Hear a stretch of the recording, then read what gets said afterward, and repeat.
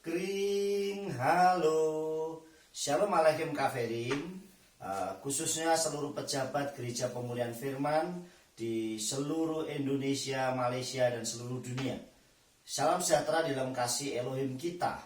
Dan saya tetap masih menghimbau untuk Bapak Ibu Saudara dikasih oleh Bapak Yahweh, para pejabat Gereja Pemulihan Firman untuk membuat khotbah singkat, penyampaian daftar Elohim maupun kesaksian di program Kring Halo Gereja Pemulihan Firman, untuk saling kita memberkati dan untuk saling kita menguatkan dimanapun kita berada. Hari ini saya menyampaikan daftar Elohim yang saya beri judul Sudah Jatuh Ketimpa Tangga. Seringkali kita mengalami hal yang sama, yaitu seringkali saya sudah pelayanan, saya sudah begini Tuhan, saya sudah melayani Engkau dengan sungguh-sungguh, tapi kenapa masih banyak masalah? Kenapa masih banyak hal yang kami hadapi?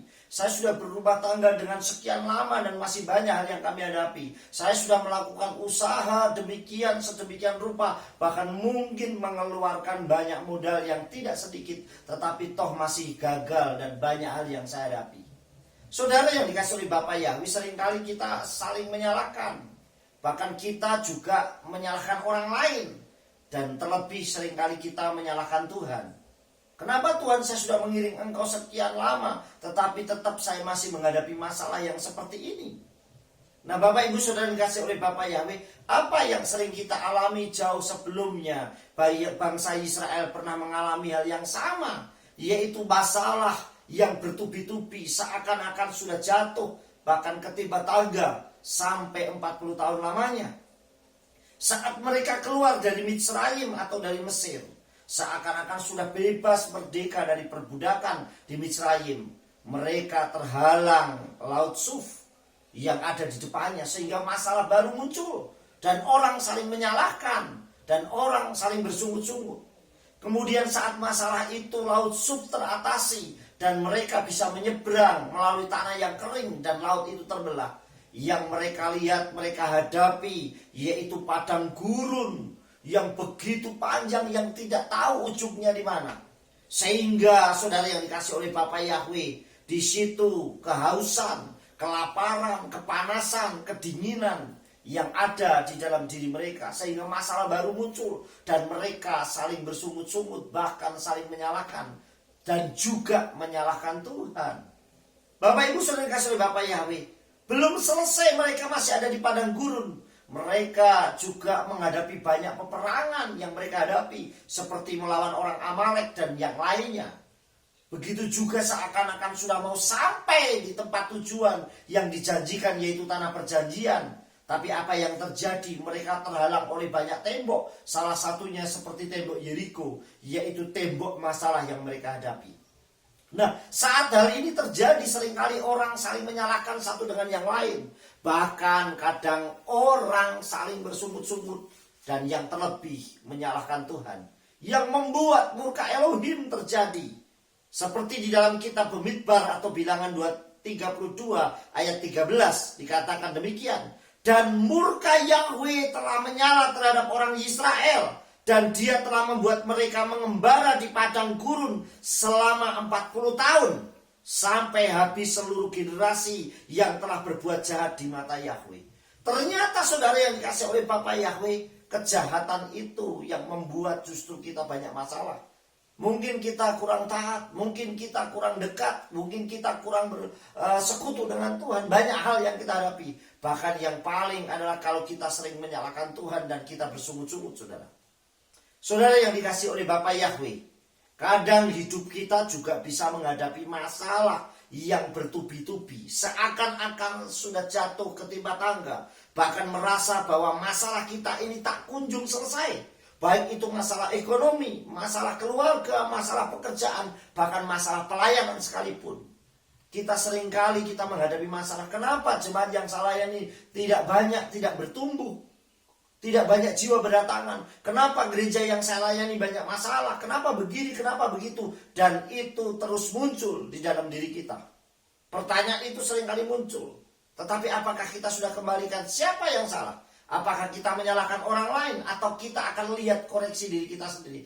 Ada apa dengan diri saya? Apa yang salah dengan diri saya? Apakah hubungan saya dengan Tuhan yang kurang bagus? Sehingga apa yang kita lakukan sehingga kita ini banyak masalah dihadapi.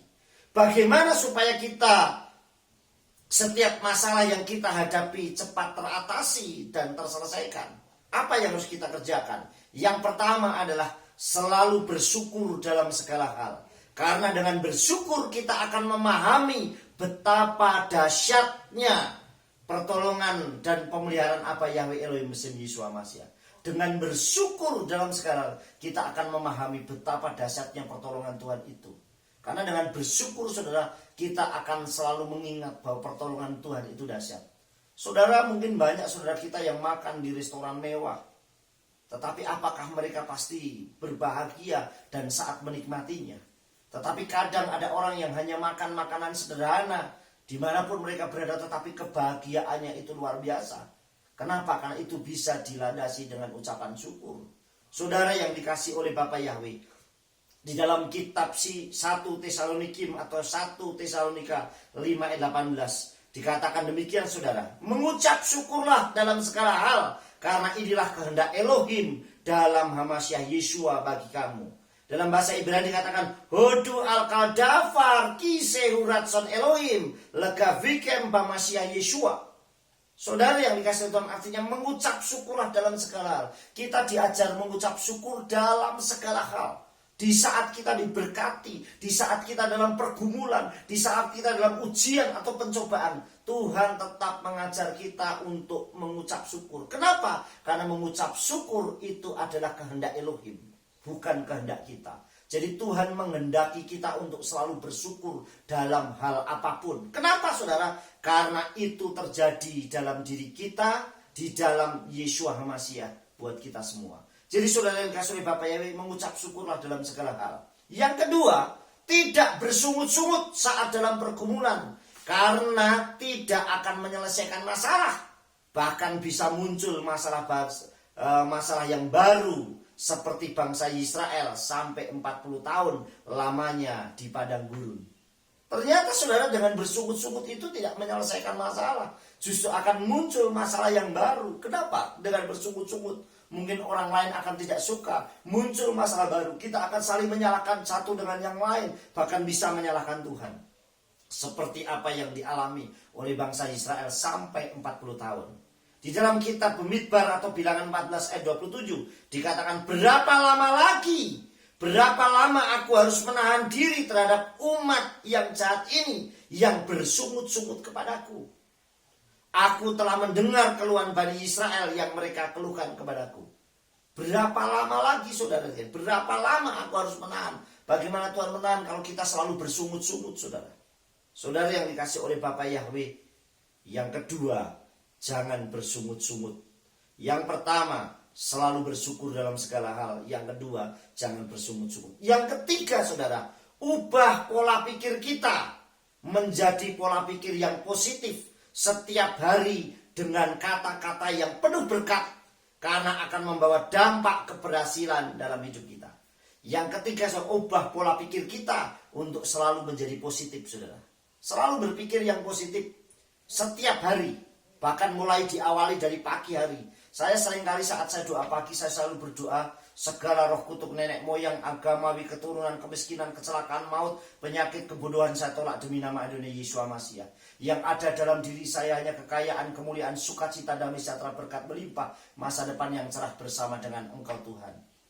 Sukses besar itu buat kami, Bapa. Buat saya, Bapa, berkat melimpah yang mendatangi kami, orang yang baik yang kami jumpai, kesehatan, keselamatan selalu menyertai dalam kehidupan kami. Itu yang setiap pagi seringkali saya doakan, saya berdoa, saudara.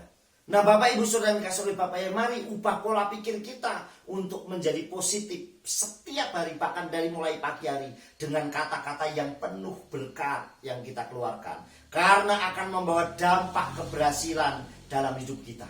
Di dalam kitab Yeshayahu 48 ayat 15 dikatakan demikian. Ani dibarti afkarati hafiotif wa hitsliha darku, yang artinya aku telah berfirman, ya aku telah memanggilnya, aku telah membawanya dan membuat jalannya berhasil.